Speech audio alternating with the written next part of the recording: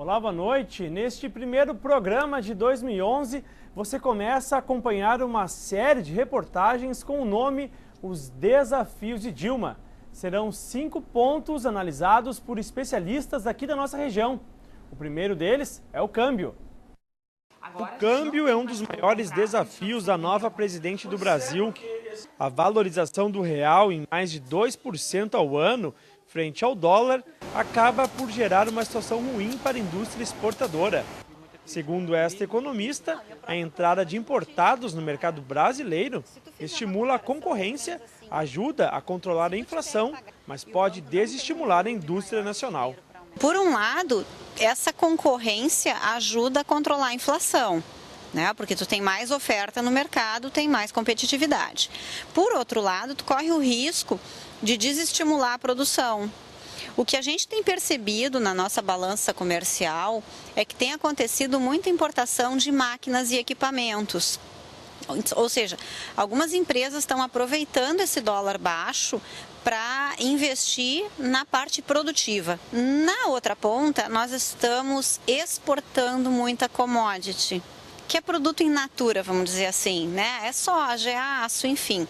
Então a gente, de certa forma, desequilibra um pouco essa relação de mercado, porque a gente importa tecnologia para exportar produto in natura. Isso é uma coisa que o Brasil precisa trabalhar melhor, né? Para que ele consiga ter também uma pauta significativa de produtos industrializados lá fora. Em nossa região, considerada um dos maiores clusters coreiro-calçadista do mundo, a alta do real vem prejudicando as exportações e também o número de vagas de empregos.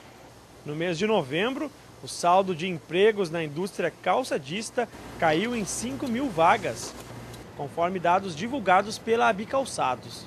Percentual que está ligado ao aumento das importações de países como Malásia, Indonésia e Vietnã, que foi de 26% de janeiro a novembro de 2010. Números que preocupam entidades como a ACI. Aqui na ACI, que eu converso muito com os empresários que exportam, eles estão exportando com prejuízo, principalmente o pessoal do setor coreiro-calçadista, continua exportando para não perder o mercado lá fora.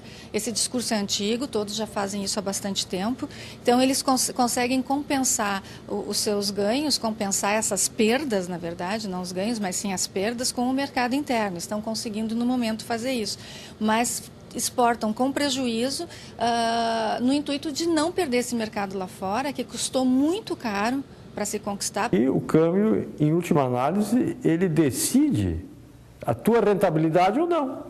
Quer dizer, se tu tens uma facilidade, né, com o câmbio, moeda desvalorizada, o que acontece? O teu preço, né, em moeda estrangeira, ele melhora, né, e aí tu consegues exportar.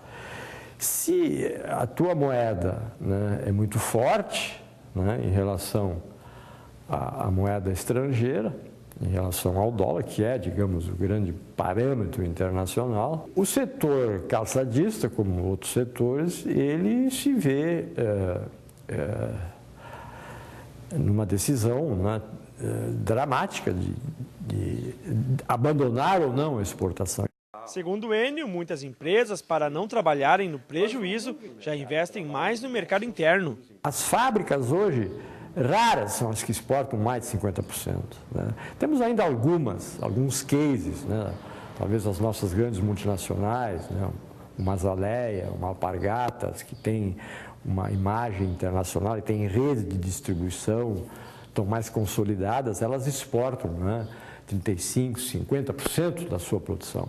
Agora, a pequena e média empresa, que, inclusive nesses sapatos brasileiros femininos, assim, de moda, eles estão dedicando aí 12%, 15%, né, até 20% da sua produção à exportação, o que é sábio, porque a verdade é que o comércio internacional, não a exportação, mas o comércio internacional em si, ele traz mais riscos à operação.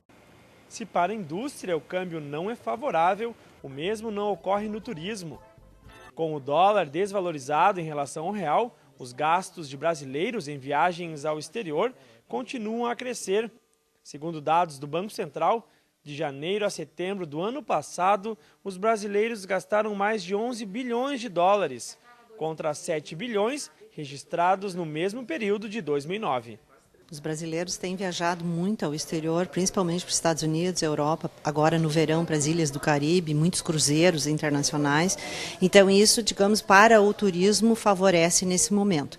Eu diria assim, eu sempre sou um pouco cética quanto a isso, porque eu acho que a economia ela está toda muito interligada e, digamos assim, o turismo também é um resultado da economia. Então, quanto mais as pessoas ganham e trabalham, mais elas podem viajar. Mas nesse momento o câmbio está muito favorável, sim. Com uma guerra cambial sendo travada pelos governos, poucas mudanças podem surgir ainda em 2011. É o que diz a presidente da ACI, que enxerga na desoneração tributária uma forma de retomar a competitividade. E eu vejo uma possibilidade em não mexendo no câmbio, mas desonerando, de repente, a folha de pagamento, né, para as indústrias. E isso faz uma compensação e é possível que a gente se torne um pouco mais competitivo no mercado externo. Então, vejo isto como uma saída. Repito, não mexer no câmbio, porque o câmbio é flutuante, mas desonerar a folha de pagamento ou desonerar a questão tributária destas empresas para que a gente não sucateie a nossa indústria, principalmente nem perca mercado lá fora.